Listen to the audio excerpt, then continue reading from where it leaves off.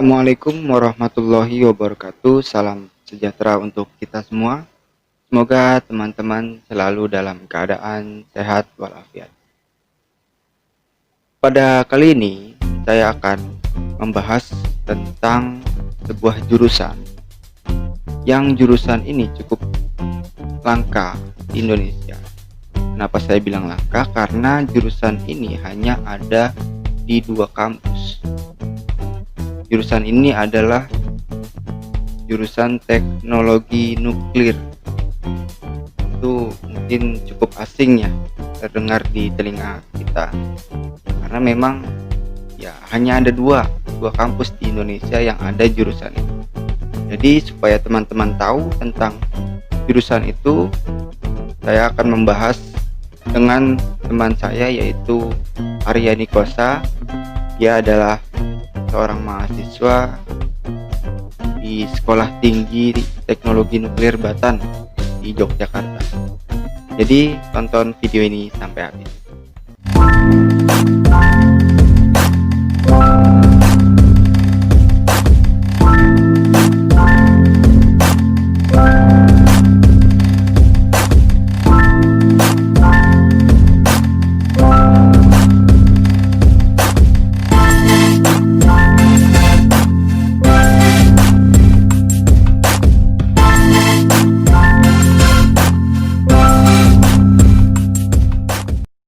Assalamualaikum Bang. Mana kabar nih Bang? Alhamdulillah. Aduh. Di tengah corona masih sehat aja Bang. Semoga sehat terus. Iya nih, ini kita udah lama banget ini nggak ketemunya, udah berapa bulan ini. Terakhir ketemu kita tahun lalu Bang ya? Maret tahun lalu Bang. Apa bulan apa itu kita ketemu? Maret apa Februari lah ya. Ngopi-ngopi di Jogja. Oh iya betul. Ya, terima kasih nih Bang. Sebelumnya udah mau meluangkan waktunya untuk apa ya? Ya, gue mau nanya-nanya sedikit ya tentang jurusan ente gitu, tentang kampus lo lah gitu kan. Karena yang gue tahu gitu kan banyak orang yang belum tahu tentang kampus lo gitu, apalagi jurusan teknik nuklir itu gitu. Itu menurut gue masih banyak yang belum tahu gitu. Jadi ya, gue tertarik gitu kan, karena jujur sebelum gue kenal sama lo tuh nggak tahu gitu kalau Indonesia tuh punya sekolah tinggi teknik nuklir. Tapi pas kenal gitu ternyata ya lo kuliah di jurusan itu, dan itu baru tahu jujur, dan cukup tertarik sih dengan cerita-cerita dari lo gitu kan tentang jurusan itu. Nah makanya nih mau nanya-nanya gitu tentang STTN Batan ya, Sekolah Tinggi Teknik Nuklir Batan. Teknologi itu Batan Nuklir Batan Bang. Batan itu Badan Tenaga Nuklir Nasional. Badan Tenaga Nuklir Nasional. Oh iya ya mungkin sebelum gua mulai nanya-nanya nih Bang, bisa perkenalin diri dulu lah ya, biar teman-teman juga tahu nih siapa sih nih Bang Arya ini ya. Mungkin silakan Bang. Oke teman-teman, sebelumnya kenalin nama saya. Kalau di Jogja lebih ke aku kamu sih ya. Nama aku itu Arya Nikosa. Asalnya dari Palembang aslinya, cuma emang dari semenjak 2015 itu udah dari sebelum kuliah itu emang kayak udah standby di Jogja gitu, jaga-jaga di sini, jaga-jaga. Ya, itu sekarang ya kampusnya kayak yang disebutin Bang Amri tadi, sedang kuliah di Sekolah Tinggi Teknologi Nuklir Badan Tenaga Nuklir Yogyakarta, tepatnya di jurusan Teknofisika Nuklir. Kalau buat prodi sendiri itu ke instrumentasi. Itu perkenalan singkatnya Bang. Oke. Ya seperti yang tadi gue bilang itu Bang, banyak yang belum tahu lah tentang jurusan. Tadi itu aku kamu ya. Iya. Di sini kan biasanya gue lu Bang. Iya Bang. Ya udahlah, apa aja lah ya gitu ya. Bebas. Jadi banyak itu kan yang belum tahu tentang jurusan itu, jadi makanya mungkin pertanyaan pertama gitu kan, apa sih sekolah tinggi teknik nuklir itu, dan jurusan apa teknik nuklir itu ya, mungkin bisa jelasin lebih detail lah Bang pada teman-teman nih, biar tahu gitu bahwa apa sih teknik nuklir itu Bang. Jadi sebelumnya teman-teman, sebelum masuk ke STN ya, kita jelasin sedikit bahwa Indonesia itu punya jurusan teknik nuklir. Nah, di Indonesia itu cuma ada 2. Satu di kampus UGM, satu di Sekolah Tinggi Teknologi Nuklir di STN Batan. Nah, teknik nuklir di STN sama UGM tadi bedanya itu adalah spesifik ke kompetensinya. Kalau UGM itu ke S1, mereka lebih ke peneliti dan keilmuan Bang. Sedangkan di STN Batan itu lebih ke vokasi atau implementasi, ke praktiknya. Nah, STN Batan itu sendiri sebenarnya berdirinya udah lama. Tapi sebelumnya bukan STN namanya, tapi PATN. Khusus buat orang-orang dari kementerian sekolahnya itu. Pada tahun 2000 itu secara resmi dijadikan sekolah tinggi, sekolah vokasi yang dibuka buat seluruh masyarakat Indonesia yang memenuhi kriteria ya, lulus SMA, jurusan IPA, terus punya minat dan ketertarikan kayak gitu. Nah, lebih spesifiknya lagi, apa yang kita pelajari tentang teknik nuklir itu sebenarnya nggak kayak yang dibayangkan orang umum ya Bang ya. Kayak dulu kita pertama kali kenal, kita ngobrol masalah teknik nuklir kan orang pasti pandangannya bom gitu kan, pandangannya negatif lah pokoknya, mandul lah segala macam, Fukushima, apalagi Chernobyl, apalagi kemarin ada filmnya kan, makin jadi dah. Nah sebenarnya yang kita pelajari di teknik nuklir itu sendiri sesuai dengan amanat undang-undang bahwa Indonesia itu mengikuti perjanjian internasional di mana menggunakan teknologi nuklir untuk kesejahteraan khalayak luas. Gitu. Jadi buat kebermanfaatan yang kita pelajari sendiri itu adalah tentang keilmuan nuklir yang diimplementasikan ke masyarakat untuk hal-hal spesifik, khususnya kalau di STN ya, karena STN vokasi ya. Spesifiknya itu misal kayak reaktor nuklir. Nah, sedikit pengetahuan buat teman-teman, Indonesia tuh punya reaktor nuklir, tapi ini buat riset. Itu ada tiga Bang. Di Serpong, ada di Jogja, ada di Bandung. Ada 3 sebenarnya. Cuma emang ini skalanya riset. Nah, lebih jauhnya, spesifiknya apa yang kita pelajari dan apa yang ada di masyarakat kita implementasikan itu, misalnya kayak X-ray, buat orang ronsen paru-paru gitu kan, ronsen gigi, terus sebenarnya USG juga salah satu bagian dari itu, terus kayak menguji kebocoran pipa, pengawetan makanan, terus kalau teman-teman biasa nemuin makanan bungkusan, sebenarnya hampir semua makanan bungkusan sekarang itu melalui proses iradiasi namanya. Jadi ditembakkan radiasi ke makanan itu buat pengawetan, membunuh bakterinya secara tidak langsung.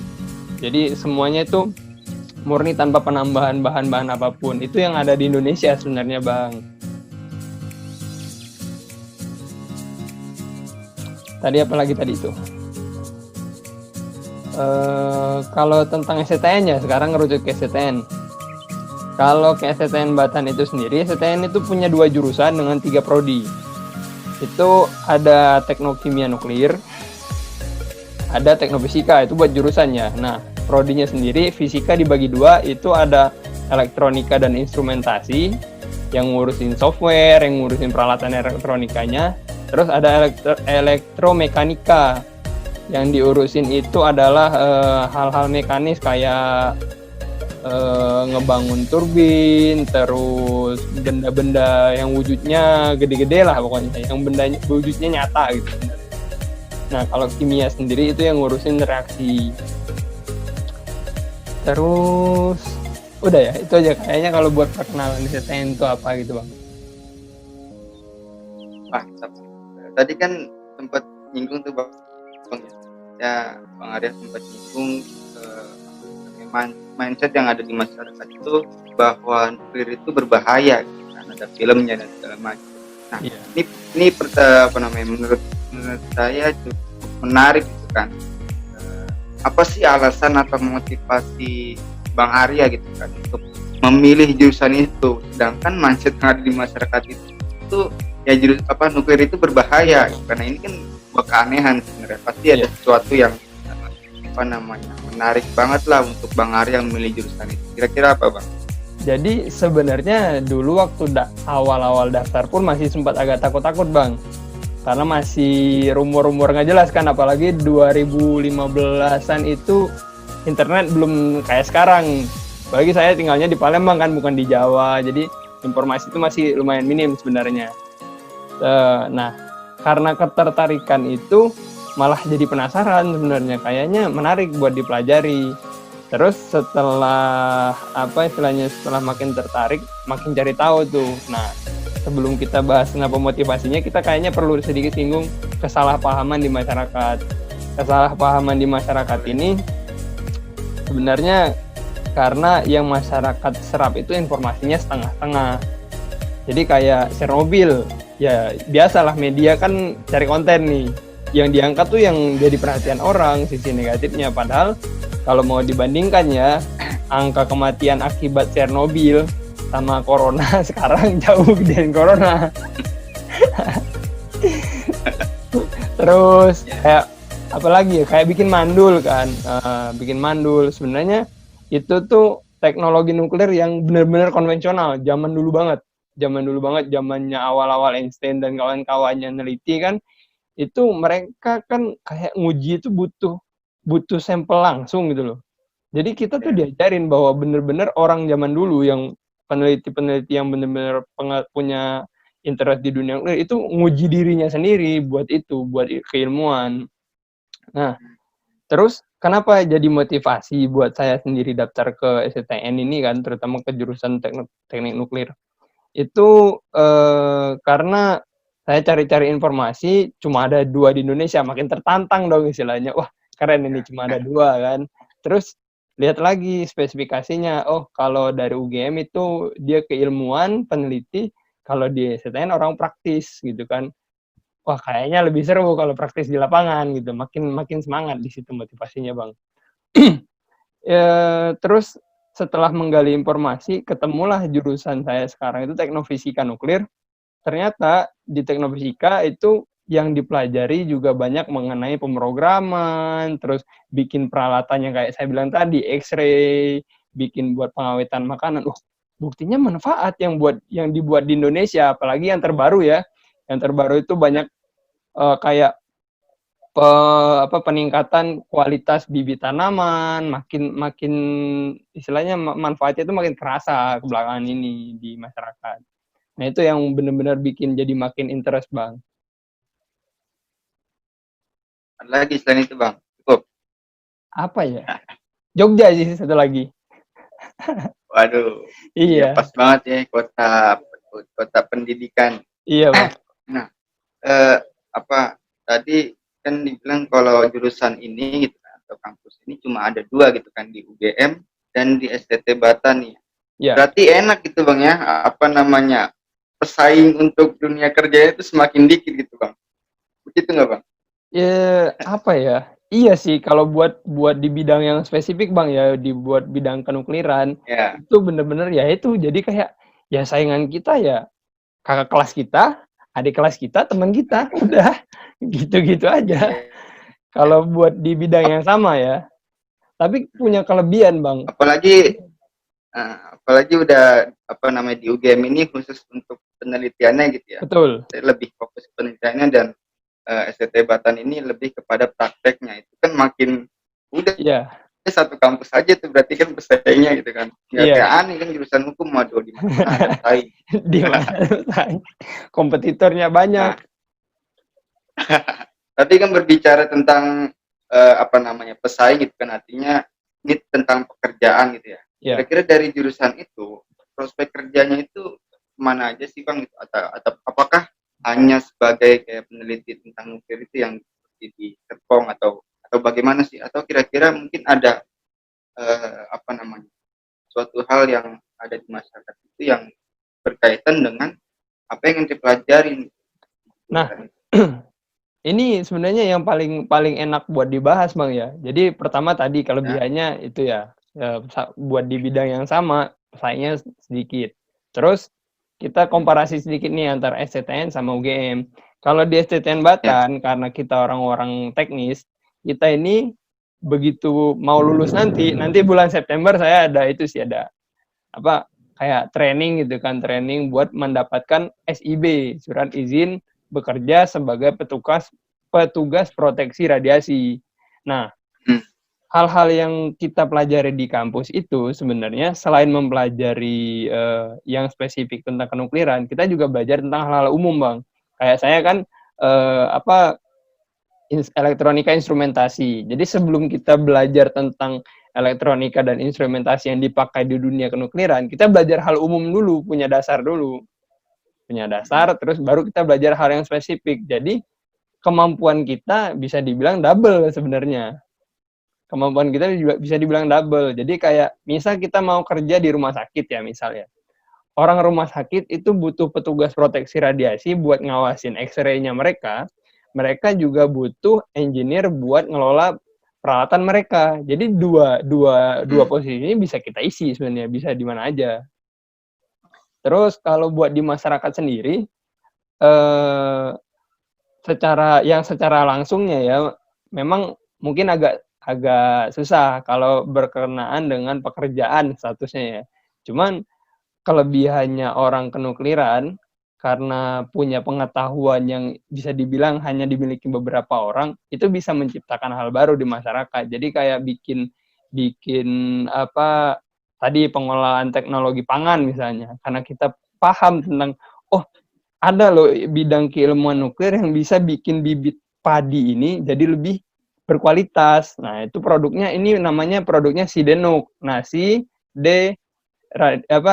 nasi de de dekontaminasi nuklir. Jadi bibitnya itu kayak orang kan suka bilang mutan jadi mutan. Nah, bentuk nyata mutan yang ada itu ya kayak gitu, kayak bibit beras jadi lebih berkualitas. Itu sih yang kalau langsung ke masyarakat, Bang ya. berarti bukan hanya itu aja ya, maksudnya apa namanya di pusat penelitiannya aja gitu kan kerjanya, tapi juga bisa kayak ya di berbagai hal yang memang membutuhkan misalnya seperti rumah sakit. Betul. Kalau bicara lebih luas Nah, lagi, malah banyak alumni kita itu yang juga bekerja di oil and gas. Ada yang di luar negeri, kayak di Arab gitu kan. Ada yang di PLN.